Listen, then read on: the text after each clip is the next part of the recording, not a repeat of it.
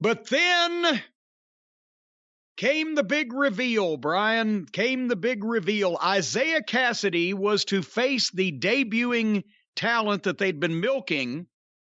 That's, I think, along with, as you may, punk wrestling and et cetera, what got them this number, the curiosity factor. Because one thing, they do great debuts, shocking debuts of stars in AEW. They just then usually do the wrong thing with them from the start, and people are more interested in them the first time they see them than they are each succeeding time after that. However, I think this one may be different. Before I talk about the match, I will just say that this was Isiah Kassidy, and his opponent was revealed to be Keith Lee, old Bearcat Lee. And I think this is without doubt the best debut match in the history of AEW.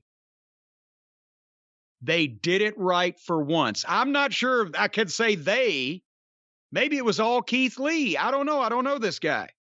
But the Punk surprise debut and interview was obviously the big debut. But as far as a match, a first match for a new talent coming into AEW, this is the only time that I can think of in the past 2.5 years where they got it absolutely perfect. This was stunning. This was exactly what it should have been. This is how you get over.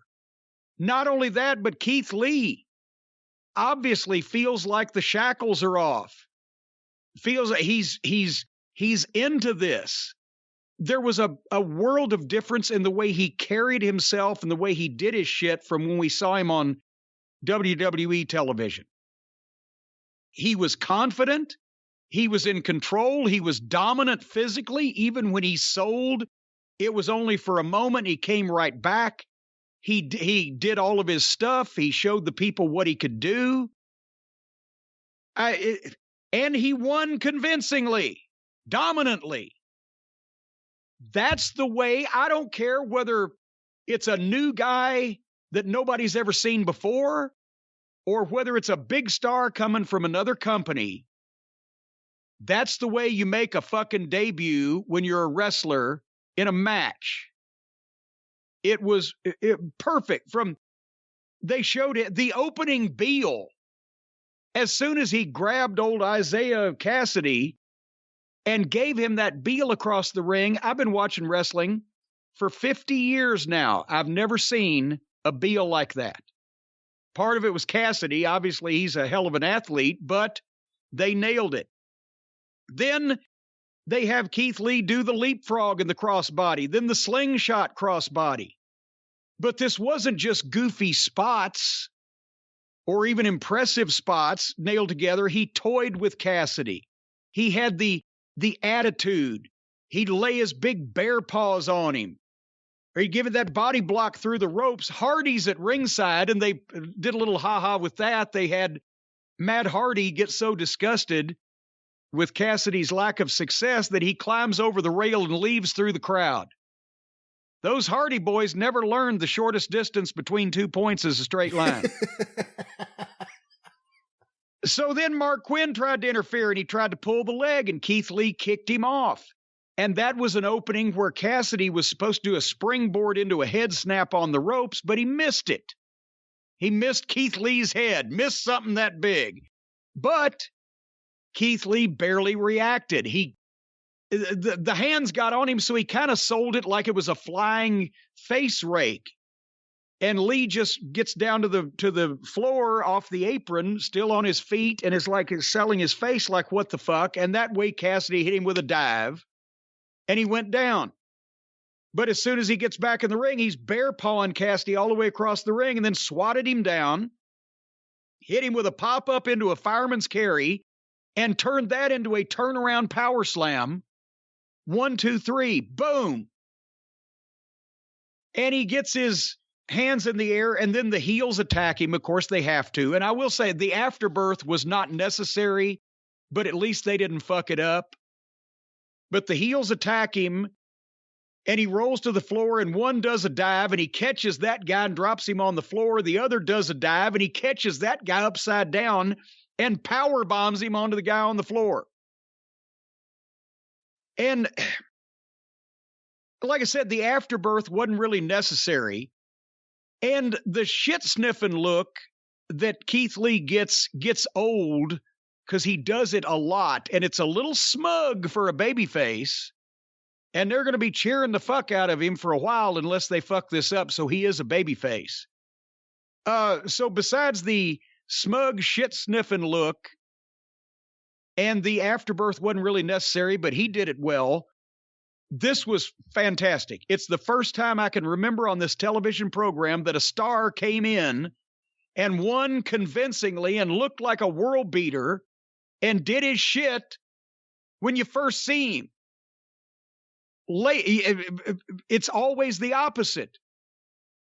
Everybody comes in and gets beat, and you never see them, and then 6 months or a year later, they start beating job guys. It's so somebody has either taken an interest in Keith Lee that Tony Khan will listen to, and they've told Tony how not to fuck this up, or perhaps it's Keith Lee himself, and he's smarter than we ever gave him credit for because of the environment he was in over in the other fucking pasture that wouldn't let him be himself and put him in a tennis skirt. I was amazed. I was smiling. I was popping. I said, this is perfect. This is fucking perfect. What'd you think? I loved it. I also think, this is a guy that fits in really well with AEW in terms of look because he looked gigantic in the ring. Yeah. In WWE, he was clearly a big guy, but whether it's other big guys there or the size of the ring or whatever, didn't look as big. He looked like a big fucking guy here. I will say, once Matt Hardy left, which was a good thing, I've never been more sold on the potential for a heel Private Party as I was after that point of the match, just watching them be heels, try to trip Keith Lee, try to do this and that. I've never been as impressed with Isiah Kassidy as I was. Usually it's always about Mark Quinn. I personally wouldn't have had it go as long as it did, and I wouldn't have had them get much of anything on Keith Lee, and I probably wouldn't have done the afterbirth. But, everyone does it their own way, but an exciting debut, and here's a guy I want to see more of. So I hope they don't mess this up. Really, really good. I didn't mind the length because it wasn't going 100 miles an hour and they weren't doing too much. When they have these matches go long and they're so competitive with the star you're trying to put over against whoever the fuck, and the guy's, giving him all he can handle, that's ridiculous. In this case, I would have had, especially the way they did it, because there's a heel and a babyface clearly. The heels can cheat and distract, and you can get the guy down just so that he can come back out from under it. And that was part of the match, is they'd get him down for a second, but he'd come back out from under it because they couldn't keep him down. I didn't mind that part of the match. Like I said, I agree with the afterbirths a little much. They've always got to put something on there, a hat on a hat. But yeah, if they don't screw Keith Lee up now, they can make Adam Cole his manager. Well, I was about to say maybe there's a spot for Adam Cole where he can redeem himself. And I was about to say, certainly to God, we will never see Keith Lee versus Pockets. One would have to think. They're that smart, aren't they? I would hope so, but you never know. Of course, it seems they're both baby faces, so that may help. But it does say something. Adam Cole and Keith Lee, just looking at debuts. Adam Cole debuted, and then they immediately upstaged him with another debut, and for me, at least, he's never recovered, and the work has gone downhill since. Keith Lee, they debuted, and he came across like a bigger star than he ever was in WWE in one match. Yes. And they didn't upstage him. And they didn't have any, whoever Jay White is wandered out earlier, but that's not upstaging this guy. Everybody knows Keith Lee because they've been watching him on television, and we're hoping he'd show up. And you know what? Modern wrestling right now, who's the babyface that can get over the most? At least short term, and then you got to do something with it? The guy that the fans think WWE screwed over. Yeah. That's the guy they want to support. So if they don't mess this up, they could really do something special with Keith Lee here. Why were the people going apeshit for Ruby Soho? Because the WWE screwed her over. And then they dropped the ball on that. Everybody that comes from the WWE, it's not the people in the WWE that the fans don't like. They're the top guys. It's the people that they did like that the WWE wouldn't use and then fucked around and fired. And now they're naturally over. They're sympathetic figures. All you got to do is not fuck it up, which is why they've been fucking most of them up. But Keith Lee, and remember I had him when we did the WWE roster a long time ago. I said, who would be the top 10 guys? I think I had him in there, and that's when they fired him. And then I said, well, maybe Odyssey Jones can take his place. And the problems I've seen potential in Keith Lee from the time we started watching him on NXT. But remember, every time we would see him, it seemed like he got less over. It was less special. Was he hamstrung? Was he just miserable being there? And because this was a completely different person, the personality and the attitude that he had. The style of match. Again, he's not doing an NXT WWE style of match either. Yeah, because he was trying to do shit and allowing people to do shit to him over there. The guy was 150 pounds lighter than he was taking bumps. So this was a complete transformation. And now I'm hoping, are we going to hear different interviews, or is he still going to sound like Fraser Crane? I mean, I know he's got that element. That's the way he talks, kind of haughty like that. But hello there. Greetings and salutations. Yeah. I get a kick out of it when I think about it. I'm just hoping that that's something that Vince and somebody else over there had got a kick out of and told him to do, and he will now sound like a normal fucking adult person and occasionally get mad and have the Hulk smash in his fucking bass in his voice. We'll find out. But he hadn't done a promo yet, but the match was tremendous.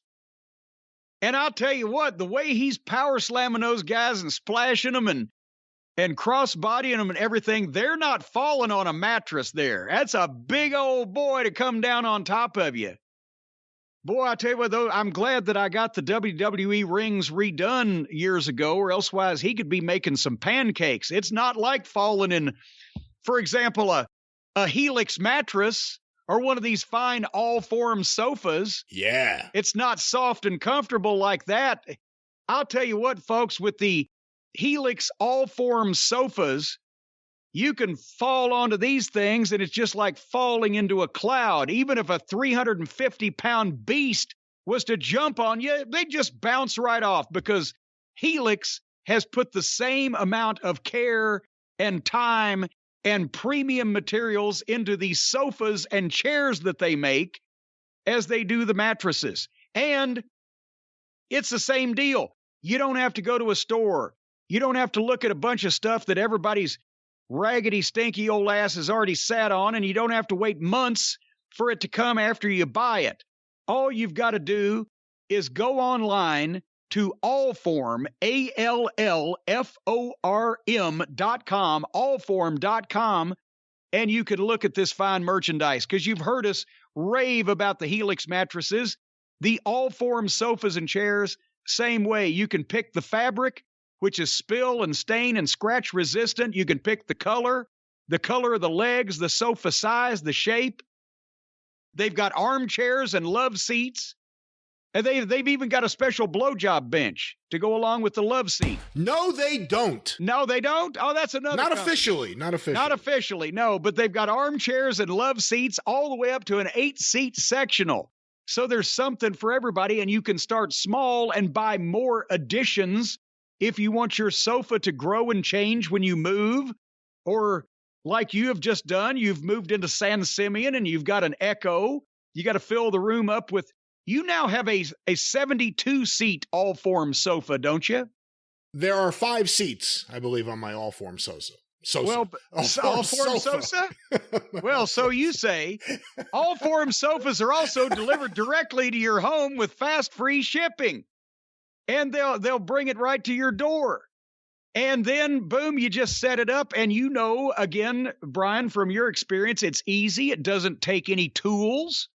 And finally, you get the thing all set up there in your house. And if you don't like it, you don't need to worry about it because you get 100 days to decide if you want to keep it after you get it set up in the house. That's more than 3 months. And if you don't love it, they'll pick it up for free and give you a full refund. No need to do what I usually do. And if I buy something and it's not right, I just take it out back and set it on fucking fire.